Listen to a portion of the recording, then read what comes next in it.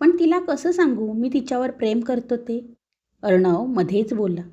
तरीसुद्धा तू तिच्यापासून लपवू शकत नाहीस ना, बोलून टाक. भार्गवीने सरळ अर्णवच्या तोंडावर सांगून टाकलं. असं कसं सांगू तिला? तू माझी बेस्ट फ्रेंड आहेस ना, म्हणून तुला सांगितलं. आणि तसंही तुझ्याशिवाय माझी कुणी दुसरी फ्रेंड नाहीच आहे. अर्णव बोलता बोलता थांबला. मी खरंच वाईट आहे का? मीन्स लोकांना मी आवडत नाही, वेडा म्हणतात मला, विचित्र विक्षिप्त म्हणतात मला. खरंच आहे का मी तसा? म्हणून लोक लांब राहतात का? त्यावर भार्गवी हसली. तसं नाही हा, तू चांगलाच आहेस. स्वतःच्या पायावर उभा आहेस, चांगला कमावतो, सक्सेसफुल आहेस. ही लोक जळतात तुझ्यावर म्हणून. तू नको लक्ष देऊस त्यांच्याकडे, तू छान आहेस. थँक्स भार्गवी. फक्त एक सांग, बाकीचे जाऊ दे. तुला का वाटलं माझ्यासोबत मैत्री करावी म्हणून? खरं सांगा. अर्णव तिचं बोलणं मध्येच तोडत बोलला. त्यावर भार्गवी हसली. फक्त माझ्या लहानपणापासून तू एकटीच सोबत आहेस. तुला मी वेडा वाटत नाही का? अर्णव एकामागोमाग एक प्रश्न विचारत होता. हे बघ, तुला शाळेतच मित्र मानलं होतं मी. आणि असं म्हणतात की शाळेतली मैत्री खूप वर्ष टिकते. तुला लहानपणापासूनच ओळखते. लोकांपेक्षा मी जास्त चांगली ओळखते तुला. मला माहीत आहे ना तू किती चांगला आहेस ते. म्हणून तुझ्याबरोबर एवढी वर्ष मैत्री केली. शिवाय तूही सांभाळतोस ना मला.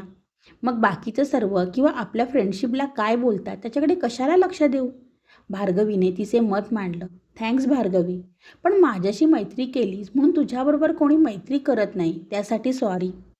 अरे वेडा आहेस का तू? तू आहेस ना, तेच खूप आहे माझ्यासाठी. ते जाऊ दे सगळं. तू तिला कधी सांगणार आहेस मनातलं? सांगेन ग, पण मला जरा भीती वाटते. अर्णव बोटांची नखं कुरतडू लागला. का? सांगून तर बघ तिला, भार्गवी हसत म्हणाली. अर्णव मनाची तयारी करत होता. पण तुला भेटली कुठे ती, ते तर सांगितलं नाहीस मला. नाव तर माझंच आहे म्हणून आवडली का? त्यावर अर्णव मोठ्याने हसला. तिचं नाव भार्गवीच आहे हे मला आधी माहीतच नव्हतं. खूप नंतर कळलं तिचं नाव. पण आधीपासून आवडायची मला ती. मी आता जॉब करतो ना, तिथे नवीनच जॉबला लागली होती ती, तेव्हापासून ओळख. तीसुद्धा जास्त बोलत नाही, माझ्याशीही नाही. जास्त बोलत नाही मग ओळख कशी? आणि हे प्रेम वगैरे कधी झालं? भार्गवीला उत्सुकता लागली होती. सांगतो सांगतो, धीर धर जरा. तर ती माझ्या बाजूच्या डेस्कवर बसते काम करत, म्हणून सर्वात आधी माझ्याशी ओळख झाली. त्यानंतर आम्ही एकाच डिपार्टमेंटमध्ये, त्यामुळे मीटिंग असली की भेट होते, बोलणे होते सतत. एकदा ती टिफिन विसरली होती. मी माझा टिफिन तिला दिला. तेव्हापासून फ्रेंडशिप झाली. त्यानंतर तिच्या घराचा ॲड्रेस काढला. आमच्या फ्लॅटच्या 15 मिनटं पुढे राहते ती. अर्णवच्या गालावर खळी पडली सांगताना. हो हो, किती लाजतो आहेस. तुला खूप आवडते म्हणजे ती. पण ती बोलली का तुला? भार्गवीने अर्णवला विचारलं. बोलायला कशाला पाहिजे? भार्गवी तशी पहिल्यापासून आवडते मला. ऑफिसमध्ये ती एकटीच माझ्याशी बोलते. कधीकधी मी तिला माझ्या कारने घरीसुद्धा सोडतो. माझ्यासोबत टिफिन शेअर करते. छान वाटते तिच्याबरोबर बोलताना. म्हणजे आमच्याबद्दल काहीतरी नक्की असेल ना तिच्या मनात? अर्णव हसत म्हणाला. बघ, त्या भार्गवीला पटवण्यात या भार्गवीला विसरू नको हां. भार्गवी हसत म्हणाली. अर्णवने भार्गवीचे म्हणणे ऐकले. स्वतःच्या घरी आला. चांगले नवीन कपडे घातले. छानसा परफ्यूम लावून तो त्याची नवीन मैत्रीण भार्गवीला भेटायला निघाला. मनात किती आनंद झाला होता त्याच्या. चेहऱ्यावर दाखवला नाही त्याने. भार्गवीच्या घरी पोहोचला. आज सांगूनच टाकतो मनातलं तिला. अर्णव तयारी करूनच आलेला. दारावरची बेल वाजवली त्याने. एका वयस्कर माणसाने दरवाजा उघडला. अर्णवला बघून संतापला. तुला किती वेळा सांगितलं मी भार्गवीबरोबर बोलत जाऊ नकोस म्हणून, आणि इथेही येत जाऊ नकोस, समजलं ना? अहो आजोबा, ऐकून तर घ्या माझं. मला तिच्याशी महत्त्वाचं बोलायचं आहे. अर्णव मनापासून बोलला. नाही, आणि पुन्हा यापुढे इथे दिसलास ना तर पोलिसात तक्रार करीन. विक्षिप्त माणूस चालता हो. आणि त्यांनी धाडकन दरवाजा बंद केला. अर्णवचं तोंड एवढंच झालं. घरी येऊन शांतपणे निजला. रात्री झोप येत नव्हती म्हणून बेस्ट फ्रेंड भार्गवीला कॉल केला. हाय अर्णव, कशी झाली मीटिंग भार्गवीबरोबर? अर्णव काहीच बोलला नाही त्यावर. आत्ताच्या आत्ता भेटायला ये मला. भार्गवीने पलीकडून कॉल कट केला. काय झालं अर्णव? भार्गवी काही बोलली नाही. भार्गवीने विचारलं. तिचे आजोबा दरवेळेस सारखे मध्ये येतात. भेटूच दिलं नाही त्यांनी. काय प्रॉब्लेम आहे त्यांना कळतच नाही मला. अर्णव उदास होता. तुझं प्रेम आहे ना आणि तिलाही तू आवडतोस ना? अर्णवने होकारार्थी मान हलवली. मग तू त्या आजोबांचं टेन्शन घेऊ नकोस. माझ्या मित्राला उदास झालेलं नाही बघवत मला. तू भार्गवीला विचार लग्नासाठी. त्या म्हाताऱ्याचं काय करायचं ते मी बघते. भार्गवी रागात म्हणाली. काय करणार तू? अर्णव, ते मी बघून घेईन. जा घरी, जा आता. अर्णव विचार करतच घरी आला. रात्रही झाली असल्याने लगेच झोपी गेला. सकाळी उशिराने त्याला जाग आली. ॲम्ब्युलन्सच्या आवाजाने त्याची झोपमोड झाली. तसाच उठून तो बाल्कनीत गेला आणि तिथून त्याने पाहिलं भार्गवीचं घर त्याला तिथूनही दिसायचं. तिथेच ॲम्ब्युलन्स थांबली होती. तसा अर्णव धावतच भार्गवीच्या घरी पोहोचला. गर्दी जमली होती. भार्गवी, तिचे आई वडील रडत होते. काय झालं? तिथे उभ्या असलेल्या एकाला विचारलं अर्णवने. आजोबा मॉर्निंग वॉकसाठी घराबाहेर पडले होते. तेव्हाच कोणीतरी त्यांना गोळी मारली. बापरे, हे काय? भार्गवीने तर केलं नसेल ना हे? अर्णवला तिचे कालचे बोलणे आठवले. अर्णव हळूच मागच्या मागे आला. घरी आला. भार्गवीला कॉल लावला तर फोन बंद. आज ऑफिसला जाऊन तसा पण फायदा नाही. भार्गवी तर जाणारच नाही ना ऑफिसला. त्यात ही भार्गवी कुठे गेली कळत नाही. फोन पण बंद येतो आहे. बराच वेळ विचार करून तो तडक त्याची बेस्ट फ्रेंड भार्गवीकडे आला. कुठे आहेस तू आणि कॉल का लागत नाही तुझा? अर्णव रागात होता. अरे, नेटवर्क प्रॉब्लेम आहे माझ्या फोनचा. तूच बघ एक तरी सिग्नल आहे का ते. तेव्हा अर्णवचा राग शांत झाला. भार्गवीच्या आजोबांना कोणीतरी शूट केलं सकाळी. तुझा काही संबंध नाही ना? अर्णवने घाबरत भार्गवीला विचारलं. असं का वाटतं तुला? भार्गवीने मिश्किलपणे विचारलं. काल बोलत होतीस ना म्हणून वाटलं. त्यावर भार्गवी मोठ्याने हसली. हो, मीच मारलं त्या म्हाताऱ्याला. तुझ्या आणि भार्गवीमध्ये येत होता ना? तरीही आणखी किती दिवस जगणार होता? जरा लवकर गेला तर कुठे बिघडलं? अर्णव ते ऐकून घाबरला. का केलंस? आणि पोलीस वगैरे आले तर? तुझ्यासाठी केलं आणि पोलिसांचं टेन्शन तू नको घेऊस. ते मला कधीच पकडू शकत नाहीत. तर मी तुझा मार्ग मोकळा केला. भार्गवीला गमावू नकोस. लवकर तिला विचारून टाक. मी आहेच पाठीशी तुझ्या. हे ऐकून अर्णव खुलला जरा. आपल्याला कोणीतरी एवढी मदत करत आहे हेच खूप होते त्याच्यासाठी. खुशीतच तो घरी आला. पुढच्या दिवशी ऑफिसमध्ये भार्गवी आलेली नव्हती. अर्णव हिरमुसला. आजसुद्धा वेळ जाणार नाही. ऑफिसमध्ये उगाचच आलो. अर्णव मनातल्या मनात बोलला. संध्याकाळी ऑफिस सुटलं तसाच तो भार्गवीच्या घरी निघाला तिला बघायला. आज काही आजोबा नव्हते ओरडायला. एकदम बिनधास्त त्याने दरवाजावरची बेल वाजवली. भार्गवीच्या आईने दरवाजा उघडला. काकी, भार्गवी आहे का घरात? अर्णवने हळूच विचारलं. आहे, पण तुला कशाला पाहिजे आहे? तुला आधीही सांगितलं आहे किती वेळा भार्गवीबरोबर बोलत जाऊ नकोस म्हणून, तरी पुन्हा पुन्हा काय येतोस? भार्गवीची आई चिडली होती.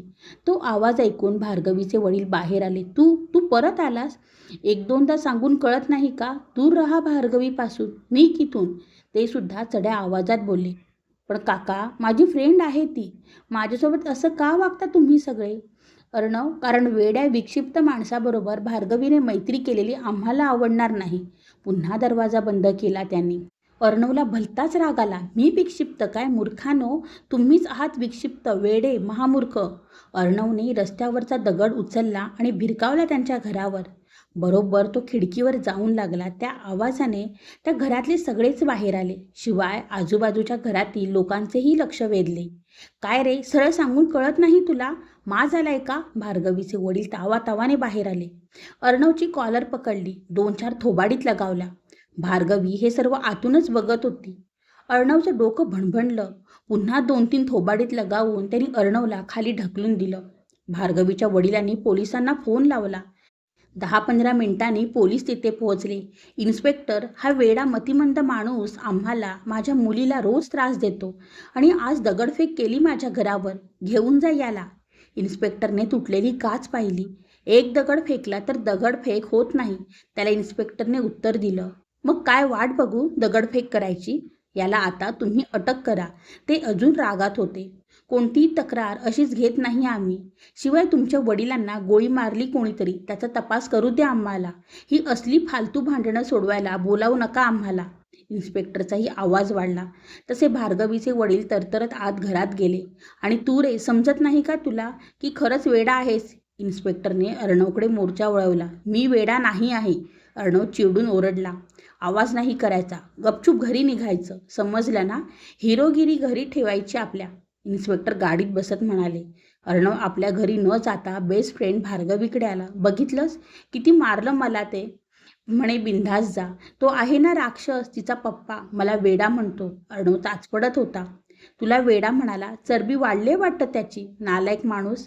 एक वेळ माझा अपमान सहन करीन, पण तुला कोणी काही बोललं तर शांत राहू शकत नाही मी. बघते त्याला आता. दिवस भरले आहेत त्याचे. भार्गवी रागाने लाल झाली. प्लीज भार्गवी, आधीच त्या आजोबांना मारलंस तू. परत असा वेडेपणा करू नकोस. ठीक आहे, जा घरी, तू आराम कर. मी काही करणार नाही. ते ऐकून अर्णव घरी आला. पडल्या पडल्या झोपला. दुसऱ्या दिवशी सकाळी पुन्हा ॲम्ब्युलन्सच्या आवाजाने अर्णव जागा झाला. पुन्हा एकदा भार्गवीच्या घराबाहेर ॲम्ब्युलन्स थांबली. भार्गवीच्या आई वडिलांचा खून झाला होता. भार्गवी एकटीच रडत बसली होती एका कोपऱ्यात. अर्णवला पुन्हा भार्गवीचा संशय आला. ऑफिसमधून घरी येता येता तो तिच्या घरी आला. खुर्चीवर बसला. अर्णवला बघून भार्गवी हसली. का करते आहेस असं? बिचारी भार्गवी आता एकटी राहिली ना. कशी तिची हालत झालेली बघितलंस का तू? असू दे, आता तुला कोणी वेडा म्हणणार नाही. भार्गवी आणि तुझ्यामध्ये आता कोणीच नाही. आणि पोलिसांना मी घाबरत नाही. उद्याच विचारून टाक तिला. जास्त वेळ दौडू नकोस. अर्णव ते ऐकून सुखावला. सकाळी पुन्हा अर्णव भार्गवीकडे निघाला. हाय भार्गवी. दरवाजा उघडा बघून अर्णव आत गेला. भार्गवी एकटीच उदास बसली होती. अर्णवला आत आलेलं बघून दचकली. तू तू कशाला आलास घरात? अगं तू एकटी आहेस ना म्हणून आलो. आणि मला काहीतरी सांगायचे होते तुला. नको, मला काही ऐकायचं नाही. निघ इथून. भार्गवी दूर होत म्हणाली. माझं प्रेम आहे तुझ्यावर आणि तुझंही आहे माझ्यावर. मला वाटते आपण लवकरच लग्न केलं पाहिजे. तसंही तुला आता जोडीदाराची गरज आहे. किती दिवस एकटी राहणार तू? अर्णव तिच्या जवळ जात म्हणाला. दूर राहा. खरंच लोक बोलतात ते बरोबर. मम्मी पप्पा पण बोलायचे विक्षिप्त आहे, वेडा आहेस. बोलता बोलता भार्गवीने बाजूला असलेली फुलदाणी उचलून धरली. दूर राहा माझ्यापासून, नाहीतर मारीन तुला. भार्गवी थरथरत होती. थांब थांब, जातो मी. एकटी राहिलीस ना म्हणून तुझ्या डोक्यावर परिणाम झाला आहे. आराम करतो. उद्या विचार करून उत्तर दे. तशी तयारी करावी लागेल लग्नाची. अर्णव घरी आला. आज तो आनंदात होता, कारण त्याने त्याच्या मनातलं भार्गवीला सांगितलं होतं. वाव, आता आपलं लग्न होणार. पण तरीही त्याला एक प्रश्न पडला होता. त्याचं उत्तर शोधण्यासाठी तो भार्गवीला भेटायला गेला. मला सांग, तिला मी मनातलं सांगितलं तर ती एवढी हायपर का झाली? म्हणजे अगदी वेड्यासारखं वागू लागली. मला फुलदाणीने मारणार होती, पळालो म्हणून वाचलो. पहिलं कधी अशी वागली नाही ती. ऑफिसमध्ये तर कशी टापटीप असते, छान बोलते, आणि घरी वेड्यासारखी. काय नक्की कळत नाही. अर्णव विचारात पडला. याचा अर्थ स्प्लिट पर्सनॅलिटी. जगासमोर एक आणि घरी एक. भार्गवी म्हणाली. म्हणजे अशी माणसं दोन व्यक्ती असल्यासारखं वागतात. अशी माणसं असतात का खरोखर? अर्णव, असतात अशी माणसं, पण ती असेल का ते माहीत नाही. किंवा त्या हरामखोरांनी खऱ्या भार्गवीला कुठेतरी लपवून ठेवलं असेल.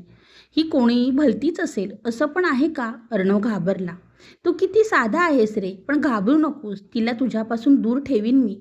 तुझ्यासाठी काही पण. अर्णव घरी आला. दुसऱ्या दिवशी सकाळी पोलीस अर्णवच्या घरी पोहोचले. काय झालं इन्स्पेक्टर? चल, काय झालं ते दाखवतो तुला. इन्स्पेक्टरने ओढतच त्याला घराबाहेर काढलं.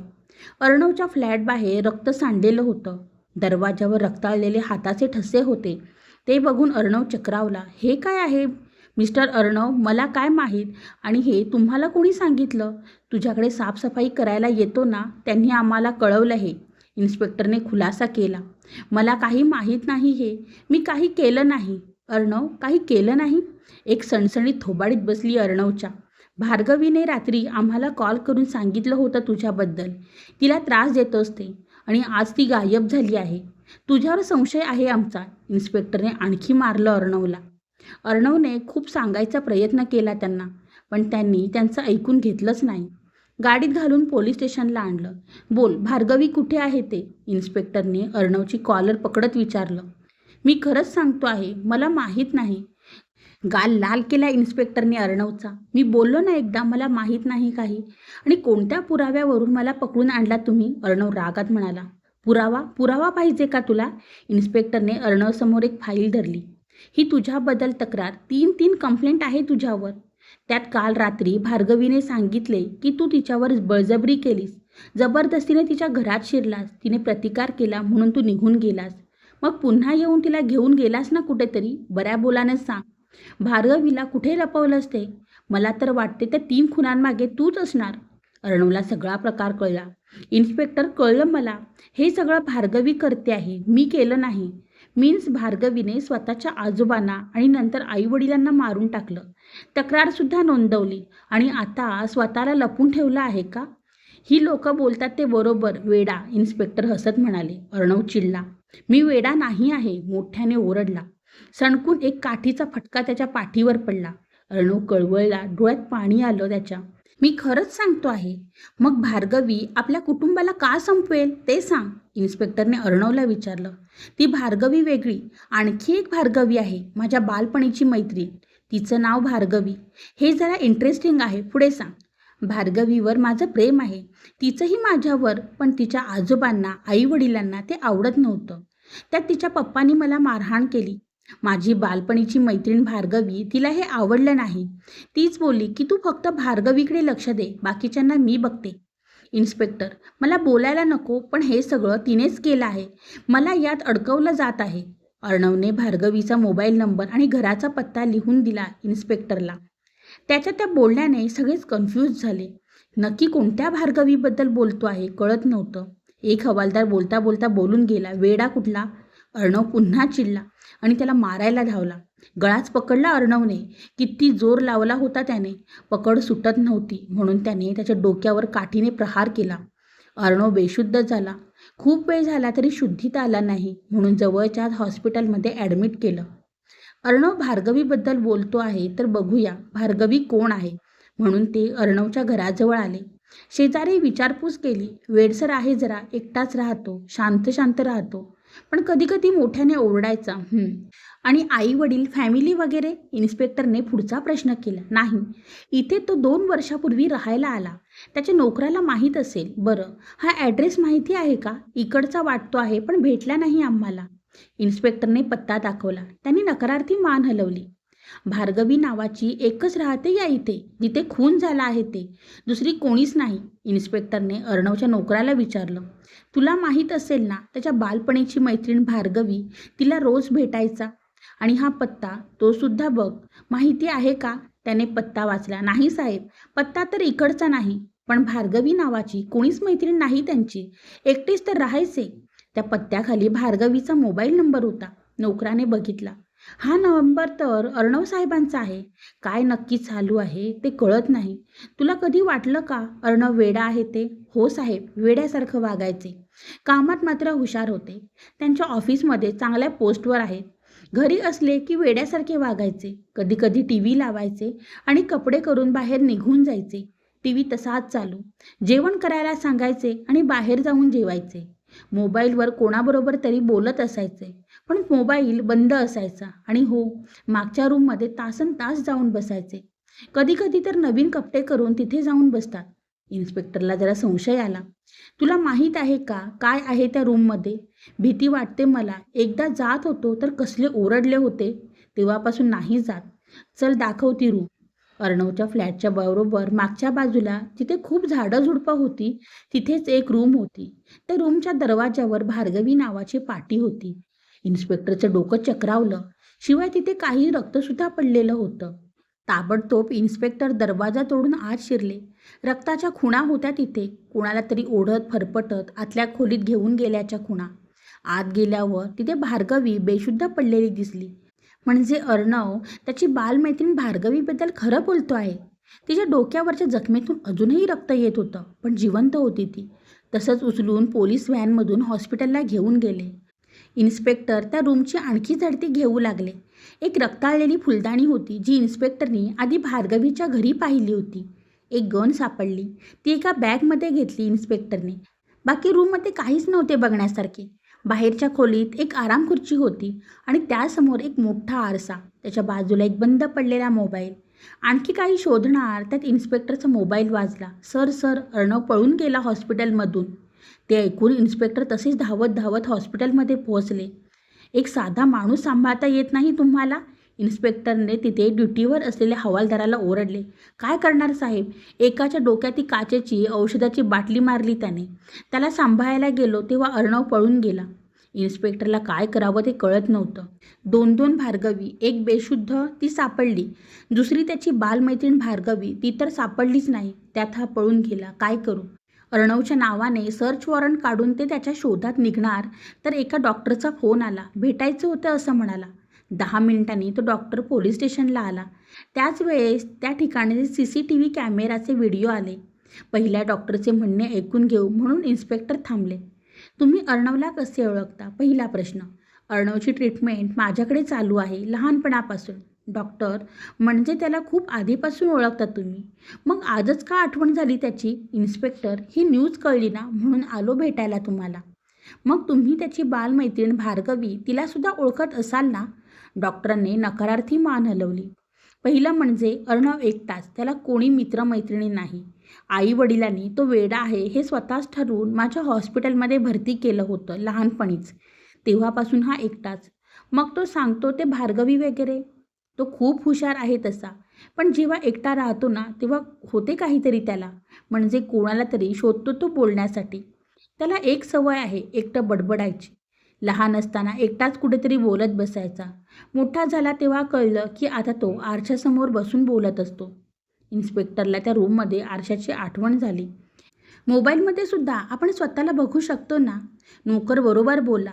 फोन बंद असूनही बोलत बसतो. आणखी एक सवय त्याला. तुम्ही बोलताना भार्गवी तशी कोणीच नसेल, कारण त्याला सवय आहे की जी व्यक्ती त्याला आवडते ना तिच्याच नावाने स्वतःबरोबर बोलत बसतो. आधी माझ्या हॉस्पिटलमध्ये मीना नावाची नर्स होती. त्याला आवडायची ती. तर त्याची कोणी मीना नावाची बालमैत्रीण आहे असं सांगायचा. ती जॉब सोडून गेल्यावर निखिल नावाचा एक मुलगा त्याचा मित्र झाला. तर आपलाही निखिल नावाचा जुना मित्र आहे असं सगळ्यांना सांगितलं होतं. ही भार्गवीची केस समजली म्हणून आलो मी. त्याला भार्गवी आवडत असेल म्हणून त्याने स्वतःची बालमैत्रीण तयार केली असावी. आणि हो, तो डीपली प्रेम करतो. त्या व्यक्तीचे काल्पनिक नंबर त्यांच्या नेम प्लेट बनवून कुठल्यातरी दरवाजावर लावतो. तर माझं म्हणणं आहे की त्याच्याशी जरा जपून वागा. एकदम हायपर होतो. त्याला वेडा तर अजिबात म्हणू नका. आवडत नाही त्याला. काय करेल ते सांगू शकत नाही. कुठे आहे तो डॉक्टर? पळून गेला. आम्हाला चकून इन्स्पेक्टरने सगळी स्टोरी कळली. त्याने लगेच व्हिडिओ बघायला सुरुवात केली. आजोबांना मारणारा तोच अर्णव. भार्गवीच्या आईवडिलांचे खून झाले तेव्हा अर्णवच त्यांच्या घरातून बाहेर पडत होता. आणि भार्गवीला देखील ओढत घेऊन जाणारा अर्णवच. भार्गवी त्याची बालमैत्रीण नव्हतीच कोणी. तो अर्णवच होता, स्वतःच्या प्रतिबिंबाला फ्रेंड मानणारा. अर्णव एका नवीन शहरात 3 महिन्यानंतर. अगं श्रुती, मला ना एक मुलगी आवडते गं. योगायोग बघ ना, तिचं नावसुद्धा श्रुतीच आहे. अर्णव आरशासमोर बसलेला.